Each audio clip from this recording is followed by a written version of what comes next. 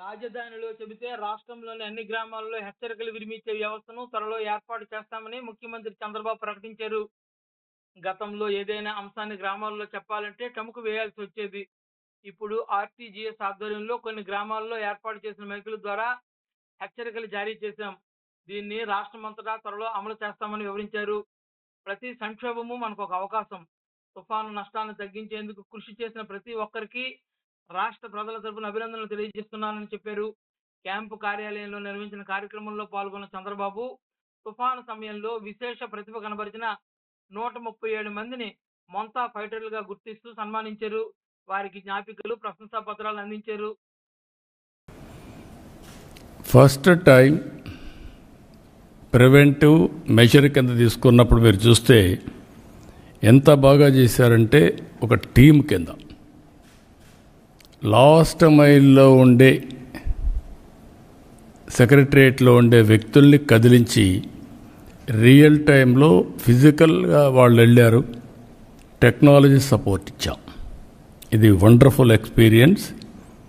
ఈరోజు ఇక్కడ మీరు చూస్తే ఒక 5 పాయింట్ ఫార్ములాతో ఈ తుఫాన్ని ఎదుర్కోవడానికి ముందుకు పోయాం.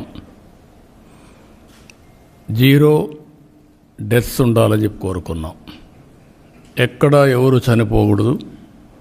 అదే సమయంలో ఆస్తి నష్టం, ప్రాణ నష్టాన్ని పూర్తిగా కాపాడాలని ముందుకు పోయాం. ఎప్పుడైతే ఇది పెట్టుకొని పోయామో ఒక 5 పాయింట్స్లో మీరు చూస్తే మానిటరింగ్,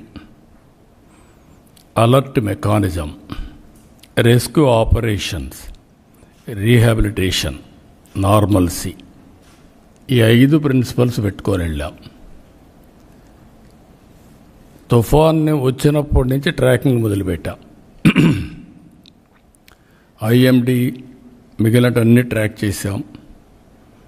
చేసిన తర్వాత ఉండే ఎక్యురసీలో ఇంకా పర్ఫెక్షన్ రావాలి. దానికోసం ప్రయత్నం చేస్తున్నాం.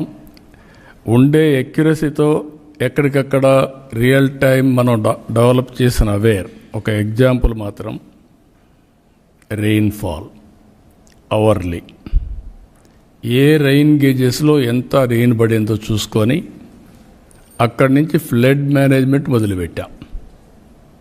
రిజర్వాయర్స్ కానీ, విలేజెస్ కానీ, చెరువులు కానీ, మొత్తం వాటర్ బాడీస్ అన్నీ తీసుకొని చేశాం. ఇప్పటి వరకు మీరు చూస్తే ఒక 2 చనిపోయారు, ఒకరిద్దరు వేరే కారణాల వల్ల దీంట్లో రికార్డ్ అయ్యారు. ఏదైనా కూడా అతిపెద్ద తుఫాన్ వీలైనంత మందిని కాపాడగలిగాం. ఒక సాటిస్ఫాక్షన్.